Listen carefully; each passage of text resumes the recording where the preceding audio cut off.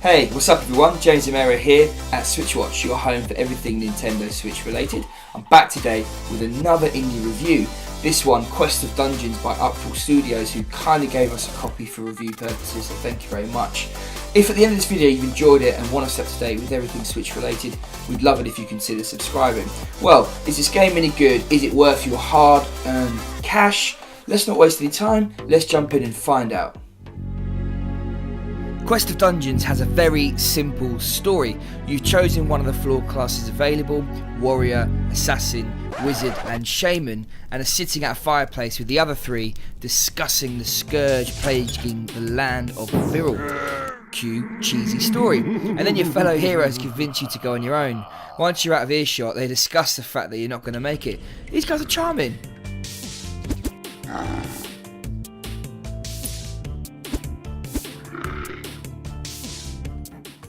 The soundtrack is atmospheric and the sound effects do a decent job of lifting the gloom. As a procedurally generated game, you're going to visit the same places, so having a soundtrack that doesn't make you hate Quest of Dungeons is a must, and the game delivers in this department. The graphics are clean and functional. There are a lot of games these days made in the old pixelated style, and this does a good job, albeit not a standout one. The spell and gear details lift the overall graphics with their well drawn and varied styles, but you can tell visually this game hasn't got a lot of polish. Each floor in the dungeon is quite similar, however the mobs are quite varied and the bosses do look rather great. Roguelike games are an acquired taste. For some they are a must. The variance and unique experience each time you play keeps things fresh. On the flip side, you must sacrifice in some areas, as you're not guiding the player each step of the way. Things like story and map layout can suffer. Quest of Dungeons does a solid job of avoiding this pitfall with a very solid generation engine. The game plays out with your character battling through a dungeon, slaying monsters and aiming to get to the deepest depths and destroy the evil that is casting a long shadow over the earth. The game is turn-based but works live. Each step or action counts as a turn, but you don't stop for full actions and then move, so the game actually plays more like an action RPG when moving through each of the 7 floors.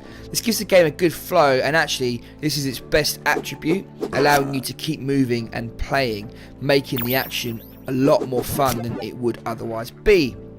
When you come across an enemy, each step or move counts as a turn, and so you will have to strategically approach a battle, planning where to stand, when to cast spells, and when you need to run, without forcing you to overthink every battle with the weaker cannon fodder. All classic RPG staple mechanics are here: leveling up, equipable gear, quests and bosses, just to name a few. The game does this part right.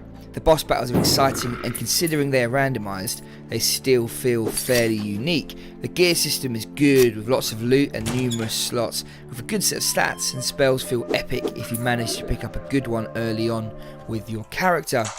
On the move, this game works well, possibly better and more forgiving than on a TV due to the graphics, but also because I found the Joy-Con a better way to control your character when attached to the side of the console. The game has 4-way directions, so you may prefer using the D-pad.